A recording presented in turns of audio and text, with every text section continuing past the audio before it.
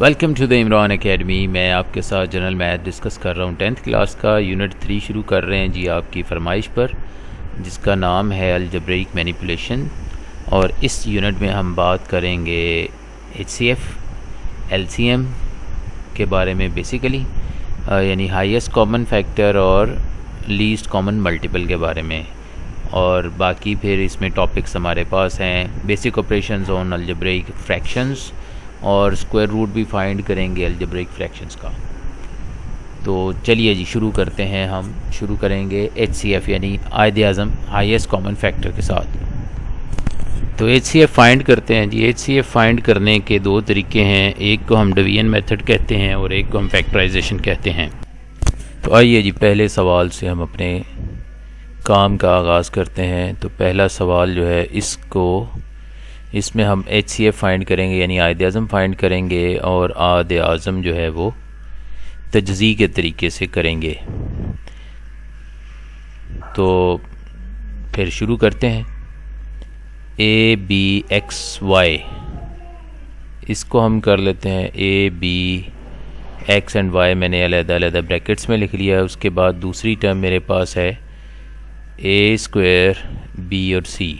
अब A² को मैं लिख सकता हूँ A मल्टीप्लाइड बाय A, फिर है B और फिर है C।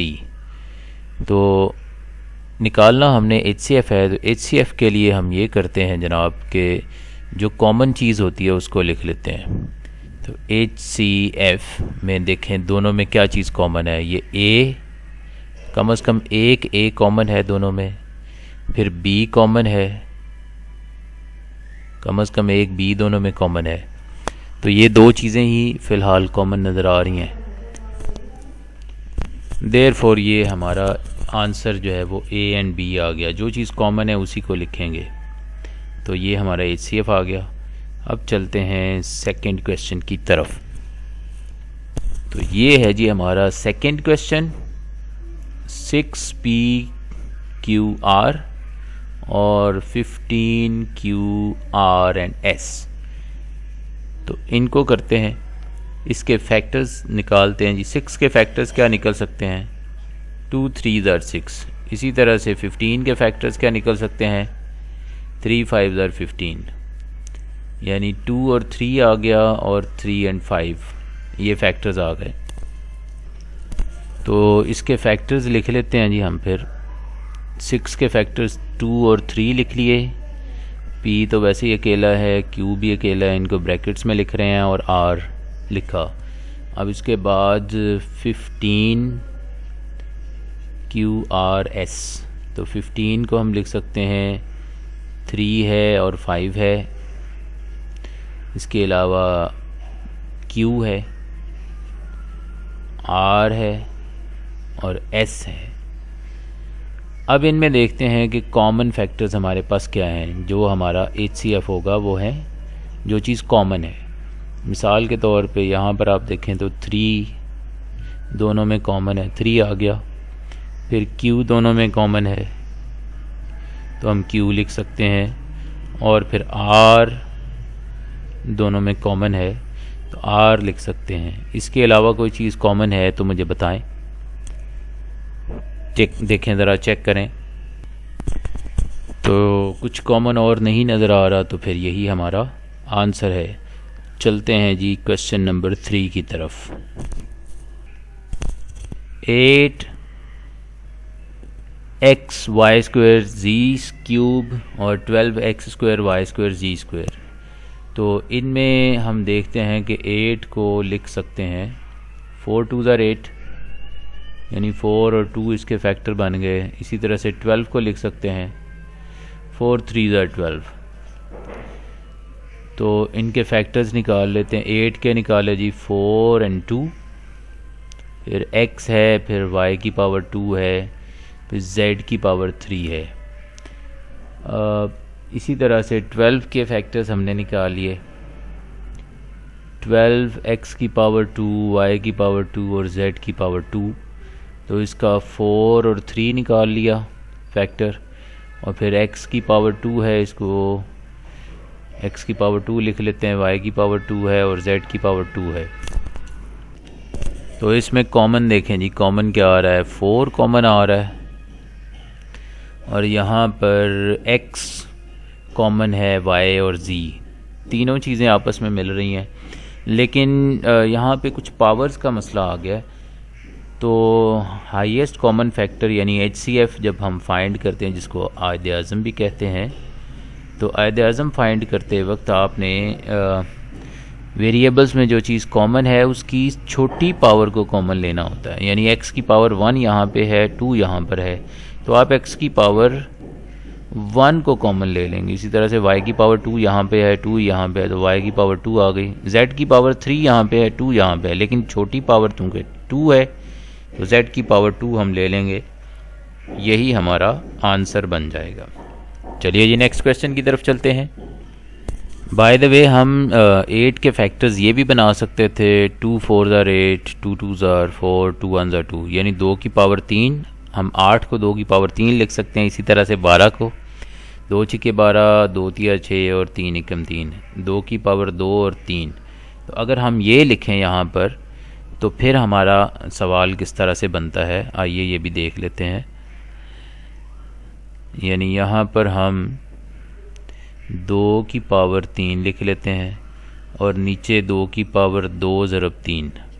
तो यहाँ पर भी आप देख लें कि जो 2 की पावर 3 है ये बड़ी है, जबकि 2 की पावर 2 छोटी है। तो लिहाजा यहाँ पर हमें 2 की पावर 2 लिखना था। तो 2 की पावर 2 जो है 4 के बराबर होता है, लिहाजा यहाँ पर फिर से 4 ही आ जाएगा। यानी 2 की पावर 2 x, y की पावर 2, z की पावर 2। तो इवेंचुअली ये हमारा आंसर जो है वो 4x, y की पावर 2, z की पावर 2 ही बनता है। तो अब चलते हैं अगले सवाल की तरफ। तो ये है जी नेक्स्ट क्वेश्चन। अब 14 के फैक्टर्स बना लेते हैं यहाँ पर साइड पे। तो 14 के फैक्टर 2 साते 14 होता है, 21 के फैक्टर 3 साते 21। तो ये मैं यहाँ पे लिख लेता हूँ, 14 की जगह पे 2 ज़रब 7 लिख लेता हूँ, और a की पावर 2 है मेरे पास, b है और c है। 21 की जगह पे मैं 3 ज़रब 7 लिख सकता हूँ, और फिर मेरे पास a है और फिर b की पावर 2 है। अब मैंने लिखना है HCF हाईएस्ट कॉमन फैक्टर। तो उसके लिए कॉमन चीज़ें देखूँगा। तो 7 मेरे पास कॉमन है, 7 आ गया। यहाँ पर a की पावर 2 है, यहाँ पर a की पावर 1 है, तो जो स्मॉलेस्ट पावर होती है वो लिखते हैं। यहाँ पर b की पावर 1 है, b की पावर 2 यहाँ पर है, तो स्मॉलेस्ट b की पावर 1 है, तो वो हम लिख लेंगे कॉमन। तो यही हमारा आंसर हो गया। चलिए जी नेक्स्ट क्वेश्चन, क्वेश्चन नंबर 5 की तरफ चलते हैं। लें जी, ये है जी आपके पास क्वेश्चन, और इसके फैक्टर्स भी मैंने यहाँ पर कर दिए हैं। जैसे 3x की पावर 5, y की पावर 2 को मैंने वैसे ही लिख लिया है। 12x की पावर 2, y की पावर 4 को मैंने 12 के फैक्टर्स 3 4 12 कर दिए हैं, और x की पावर 2 और y की पावर 4 वैसे ही लिख लिया है। 15 के फैक्टर्स 3 5 15, 3 5 15, और x की पावर 3 है और y की पावर 2 है। अब इसमें से देखना है जी कि कॉमन हमारे पास क्या है। तो जो चीज़ कॉमन है हमारी वही हमारा आंसर है, HCF। तो कॉमन देखें यहाँ पर 3 सब में आ रहा है, तो 3 कॉमन हो गया, और x की पावर 5 यहाँ पे है, 2 यहाँ पे है, 3 यहाँ पे है, तो सबसे छोटी पावर है x की पावर 2, तो वो हमारा कॉमन आ जाएगा। इसी तरह से y की पावर 2 है, 4 है और 2 है, तो चूँकि छोटी पावर y की 2 है तो उसी को हम यहाँ लिख लेंगे, and it happens to be our answer. तो ये हमारा जवाब आ जाएगा। चलिए नेक्स्ट क्वेश्चन की तरफ चलते हैं। तो नेक्स्ट क्वेश्चन मैंने लिख दिया है, और अब इसको करते हैं सॉल्व। और इस कैटेगरी का ये आखिरी सवाल है, उसके बाद ज़रा मुश्किल क्वेश्चन शुरू हो जाएंगे, थोड़े से टफ़। तो चलिए इसको पहले करते हैं जी। 4abc की ताकत 3, तो 4 के फैक्टर 2 दूनी 4 होता है, 2 ज़रब 2 लिख लेते हैं, तो 2 दूनी 4 हो गया। आप इसको चाहें तो 2 की ताकत 2 भी लिख सकते हैं, 2 की ताकत 2, फिर b है, फिर ab है, और फिर c की पावर 3 है। इसी तरह से अगला नंबर है हमारे पास 8, a की ताकत 3 bc। 8 को हम क्या लिख सकते हैं, 2 चौके 8, 2 दूनी 4, 2 एकम 2, यानी 2 की ताकत 3 लिख सकते हैं इसको। और a की ताकत भी 3 है और b है और फिर c है। अब आ जाएं 6 के ऊपर, 6a b की ताकत 3 और c। तो 6 को 2 तिया 6 लिखा जा सकता है, 2 ज़रब 3। इसके बाद हमारे पास a है और b की पावर 3 है और c है। अब इसमें देखते हैं कि कॉमन क्या है जी हमारे पास। यहाँ पे देखें 2 की ताकत 2 है, 2 की ताकत 3 है, यहाँ पे 2 की ताकत कोई नहीं है, तो 2 तो लिखा हुआ है, इसका मतलब 2 की ताकत 1 है। तो HCF में सबसे पहले 2 की ताकत आ गई 1, यानी कि 2। फिर यहाँ पे a की पावर 1 है, यहाँ पर 3 है, यहाँ पर फिर 1 है। तो स्मॉलेस्ट यानी छोटी पावर को हम कॉमन ले लेते हैं। b की पावर 1 यहाँ पे है, 1 यहाँ पे है, 3 यहाँ पे है, तो लेकिन हमने स्मॉलेस्ट पावर को लेना होता है। c की पावर 3 है, c की पावर 1 है, c की पावर 1 है, तो स्मॉलेस्ट c की पावर 1 है, तो वो हम लिख लेंगे। तो यही हमारा हाईएस्ट कॉमन फैक्टर HCF यानी कि आद आज़म आ गया। तो क्वेश्चन नंबर 7 ये है जी, डिफरेंट सवाल है हमारे पास। x की पावर 3 जमा 64 और x की पावर 2 माइनस 16। तो इनके पहले हमें फैक्टर्स निकालने पड़ेंगे। x की पावर 3 जमा 64, तो 64 के फैक्टर्स बना लेते हैं जी। 64 के फैक्टर्स किस पहाड़े पे तकसीम हो सकता है? 64 4 के पहाड़े पे भी हो सकता है। 4 एकम 4 और 4 छिके 24, 4 चौके 16, 4 एकम 4, तो ये बन रहा है 4 की पावर 3, यानी x की पावर 3 है मेरे पास और उसके बाद है जी 4 की पावर 3। अच्छा जनाब, अब इसका एक फ़ॉर्मूला होता है, तो वो फ़ॉर्मूला हम कर लेते हैं फैक्टर्स बनाने के लिए। फ़ॉर्मूला क्या कहता है कि फ़ॉर्मूले का नाम है जी हमारे पास SOAP, सोप, यानी कि इस फ़ॉर्मूले के ज़रिए से हम इसके जो है वो करते हैं साइंस वगैरह। ओके, अच्छा जनाब, तो इसमें हमने क्या करना है कि सोप मैं आपको बाद में समझाता हूँ। पहले क्या है जी, यहाँ से जो भी पहली रकम होगी वो लिख लेनी है। यहाँ पर दूसरी रकम लिख ली, फिर पहली रकम का स्क्वायर, पहली रकम ज़रब दूसरी रकम और फिर दूसरी रकम का स्क्वायर। अब दरमियान में हमने लगाने हैं साइन। तो S का मतलब होता है सेम, यानी सेम साइन, मतलब जो साइन यहाँ पर है वही यहाँ पर आ जाएगा, सेम साइन। O का मतलब होता है ऑपोजिट, यानी कि उल्टा। यहाँ पर जो साइन आना है वो उल्टा साइन आएगा, यानी कि यहाँ पे जमा था तो माइनस आ गया। और A का मतलब होता है ऑलवेज़, यानी ऑलवेज़ का मतलब हमेशा। P का मतलब है पॉजिटिव, मतलब कि यहाँ पर जो अलामत आनी है वो ऑलवेज़ पॉजिटिव होगी, हमेशा जमा की अलामत ही आएगी। तो अब इसे हम सिंप्लीफाई कर लेते हैं।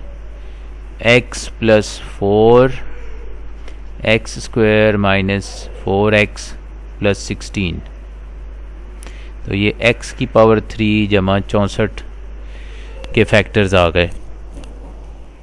इसके बाद हमारे पास है जी एक्स स्क्वायर माइनस 16। तो यहाँ पर हम एक्स स्क्वायर 16 को हम 4 का स्क्वायर लिख सकते हैं।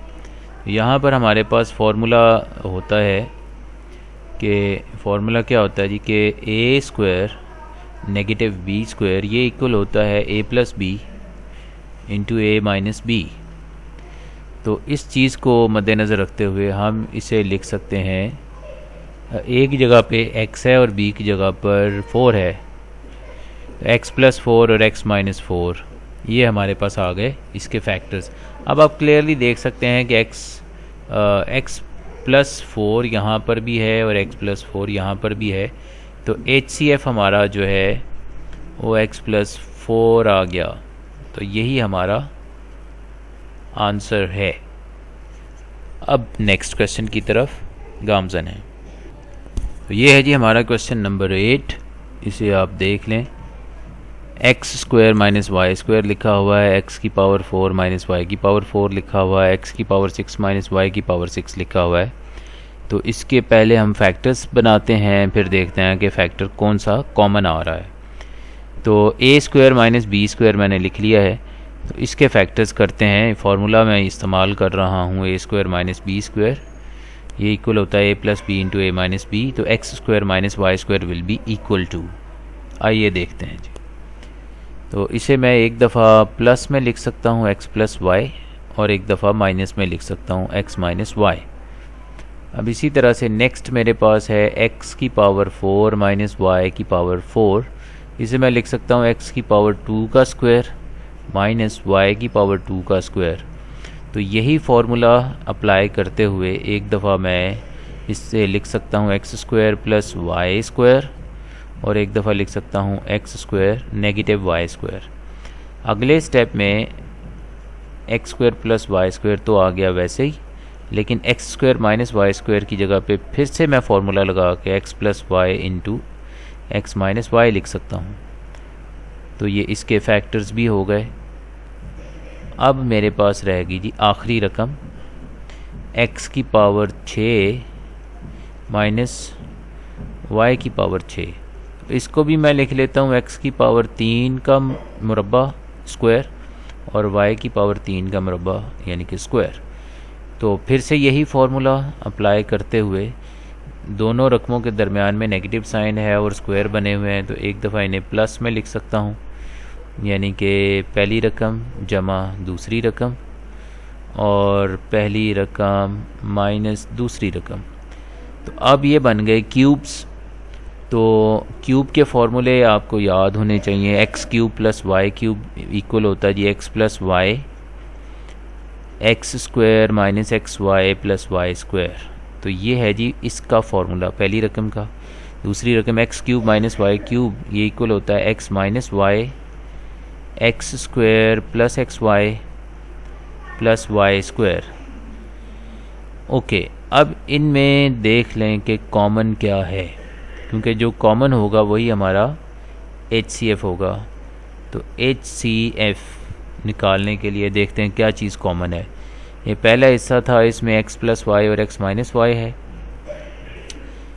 ये दूसरे में यहाँ पे भी x plus y x minus y आ रहा है, और यहाँ पर भी आप देखें तो x प्लस वाई और x माइनस वाई आ रहा है। तो इसका मतलब है कि x प्लस वाई और x माइनस वाई ये हमारा कॉमन फैक्टर बन रहा है। अब इन दोनों को इकट्ठा मल्टीप्लाई करें तो दोबारा से ये चीज़ बन जाती है x की पावर 2 माइनस वाई की पावर 2, यानी कि दोबारा से फॉर्मूले को हमने पैक कर दिया है। तो ये हमारा जवाब आ गया, आंसर। अब क्वेश्चन थोड़े इन्वॉल्व होते जा रहे हैं, डिफ़िकल्ट होते जा रहे हैं, तो बी केयरफुल। तो ये है जी हमारा question number 9, T square minus 9 और टी प्लस 3 का whole square, T square plus t minus 6। तो शुरू करते हैं इस सवाल को हम। ये है मेरे पास टी स्क्वायर माइनस 9, तो टी की पावर 2 लिख सकता हूँ, 9 को मैं 3 का मुरब्बा लिख सकता हूँ, यानी कि 3 का स्क्वायर जो है वो 9 होता है। तो फिर से वही फार्मूला लगा लें, एक दफ़ा इन्हें जमा में लिख सकते हैं, एक दफ़ा इन्हें माइनस में लिख सकते हैं। रिमेंबर फार्मूला हमारे पास क्या होता है, ए स्क्वायर माइनस बी स्क्वायर, ये इक्वल होता है ए प्लस बी इंटू ए माइनस बी।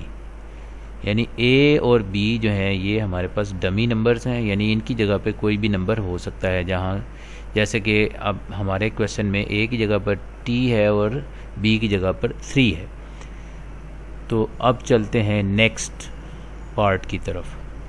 नेक्स्ट पार्ट को हमें करना कुछ भी नहीं है, ये पहले ही बना हुआ है टी प्लस 3 का होल स्क्वायर, तो इसको ऐसे ही रहने देते हैं। अब हम चलते हैं थर्ड पार्ट की तरफ, वो है हमारे पास t square plus t minus 6। इसके फैक्टर्स करने हैं जी। तो फैक्टर्स के लिए अब टी स्क्वायर के फैक्टर्स में टी की पावर 2 के फैक्टर बन सकते हैं। एक टी यहाँ पे लगा लेते हैं, एक टी यहाँ पे लगा लेते हैं। अब 6 के फैक्टर्स जो हैं, 6 के फैक्टर क्या होते हैं, यहाँ पर देख लें कि 6 किस पहाड़े पे जाता है, 2 तिया 6, 2 और 3 ये इसके फैक्टर्स बन गए। अब हमें दरमियान में चाहिए 1 टी, यानी कि एक ही टी चाहिए, तो वो भी जमा का, इसलिए जमा का 3 यहाँ पे रख लेते हैं और माइनस का 2 यहाँ पे रख लेते हैं कि 3 में से 2 माइनस होंगे तो सिंगल टी आ जाएगा हमारे पास, और 3 को -2 से ज़रब भी देंगे तो माइनस का 6 भी आ जाएगा। तो ये हमारे फैक्टर्स हो गए। अब देखें इनमें कॉमन क्या है, क्योंकि जो चीज़ कॉमन होगी वही हमारा HCF होगा। तो H, C और F कॉमन क्या चीज़ आ रही है, पहले केस में हमारे पास t + 3 है और t - 3 है, और नेक्स्ट केस में हमारे पास t + 3 की पावर 2 है। इसे हम यूँ भी लिख सकते हैं t + 3 × t + 3। अब क्लियरली आप देख सकते हैं कि t + 3 एक ऐसा नंबर है जो सब में है, यानी t + 3 यहाँ पर भी आपको मिल जाएगा, t + 3 यहाँ पे भी आपको मिल रहा है, और t + 3 यहाँ पे भी आपको मिल रहा है। तो इसका मतलब है कि t + 3 जो है ये हमारा कॉमन हो गया सब में। तो जो चीज़ कॉमन होती है वही हमारा जवाब होता है। तो फिर अगले क्वेश्चन की तरफ चलते हैं। तो ये है जी हमारे पास क्वेश्चन नंबर 10। तो क्वेश्चन नंबर 10 में एक एक पार्ट के हम फैक्टर्स बनाते जाते हैं। अब फैक्टर मैं इसी तरह से बनाऊंगा जी, 2 ब्रैकेट्स लगाऊंगा। यहाँ पे चूँकि पहली रकम में x² है तो एक x यहाँ पे लगाते हैं, एक x यहाँ पे लगाते हैं। अब 2 के फैक्टर्स 2 एकम 2 होते हैं, तो मैं माइनस का 2 रख लेता हूँ, जमा का 1 रख लेता हूँ, क्योंकि मुझे 2 में से 1 निकल जाएगा तो माइनस का 1 हमारे पास आ जाएगा, जो कि हमारे पास मिडल में माइनस का 1 x है। तो इसलिए ये फैक्टर इसके बन गए। दूसरा हिस्सा है जी x² + x - 6। तो इसके फैक्टर्स भी आप इसी तरह से करके देख लें। x² के फैक्टर 1 x यहाँ पे आ गया, 1 x यहाँ पे आ गया। 6 के फैक्टर होते हैं 3 दूनी 6, तो जमा का 3 रख लेते हैं, माइनस का 2 रख लेते हैं कि 3 में से 2 निकल जाएगा तो 1 आ जाएगा, दरमियान वाला 1 x आ जाएगा मेरे पास। इसी तरह से x² - 3x + 2 है, तो इसके भी यहाँ पे ब्रैकेट्स लगाते हैं यूँ, x² के लिए 1 x यहाँ पे, 1 x यहाँ पे। 2 के फैक्टर 2 एकम 2 होता है, तो माइनस का ही 2 रख लेते हैं, माइनस का 1 क्योंकि माइनस का 3 चाहिए, माइनस का 2 माइनस का 1 तो माइनस का 3 हो जाएगा, और अगर -2 को -1 से ज़रब देंगे तो जमा का 2 आएगा, जो कि ये है। अब इसमें देखें जी आपका HCF यानी कि हाईएस्ट कॉमन फैक्टर क्या बना, क्या चीज़ है जो सब में कॉमन आ रही है। x - 2 यहाँ पर भी है, x - 2 यहाँ पे भी है, x - 2 यहाँ पे भी है। इसका मतलब है कि x - 2 तो सब में ही है, तो यही आपका जवाब है। तो ये है जी क्वेश्चन नंबर 11। तो 1 - x² 1x² + 1 और 1 - x - 2x²। तो पहले इसे के फैक्टर्स बनाते हैं। इस पे 1 के ऊपर भी मैं स्क्वायर लिख सकता हूँ, तो क्योंकि 1 एक डमी नंबर है, इसके ऊपर स्क्वायर लिख लें, क्यूब लिख लें, कोई फ़र्क नहीं पड़ता। तो इस तरह इसके फैक्टर्स हो जाएंगे। इसी तरह से x² + 1 है, इसके फैक्टर्स करने हैं।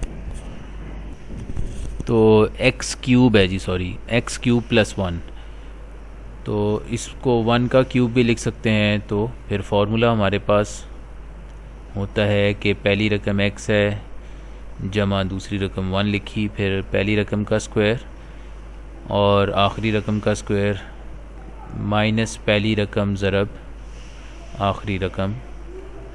तो इसे सिंप्लीफाई कर लें तो ये x + 1 x² - x + 1 बन जाएगा, यानी x³ + 1 के ये फैक्टर बन गए। लास्टली हमारे पास है 1 - x - 2x²।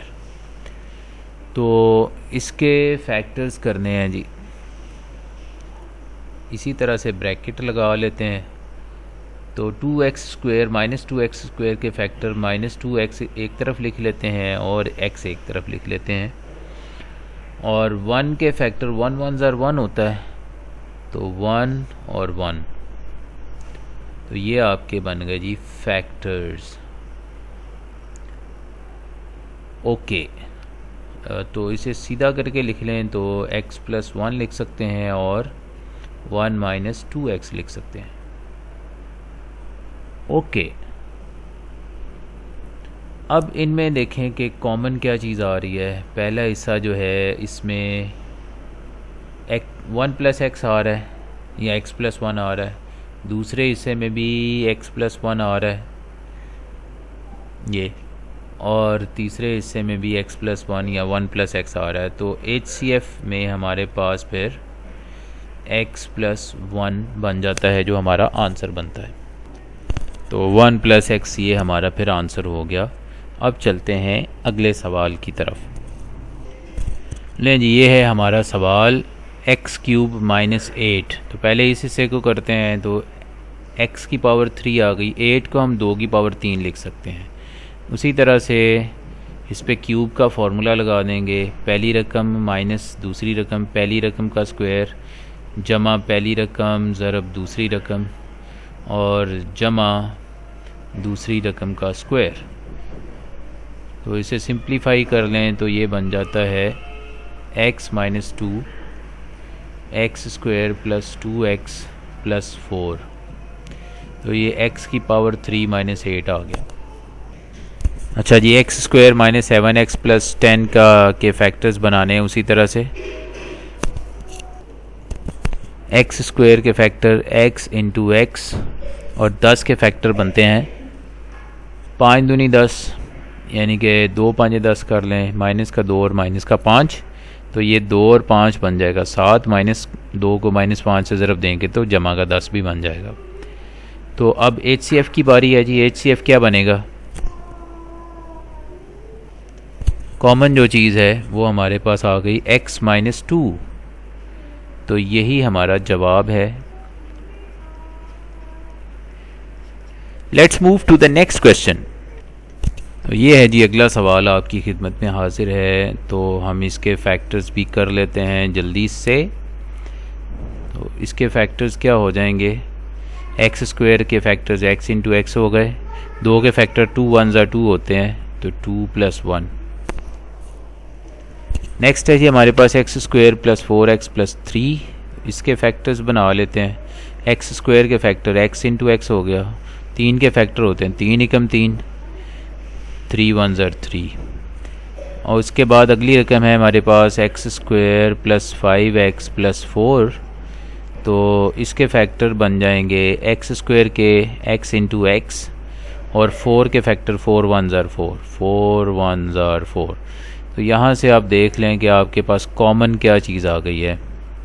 तीनों रकमों में x + 1 x + 1 x + 1 कॉमन आ रहा है, तो ये आपका जवाब हो गया। नेक्स्ट क्वेश्चन, ये है जी क्वेश्चन नंबर 14। तो इसको करते हैं सॉल्व। पहली रकम को लेते हैं। तो इन सब में x की पावर 2 जो है वो कॉमन लिया जा सकता है, तो वो हमने कॉमन ले लिया।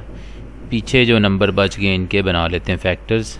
x² के बन जाएंगे x × x और 6 के फैक्टर बनते हैं जी 3 दूनी 6, जमा का 3 रख लेते हैं माइनस का 2।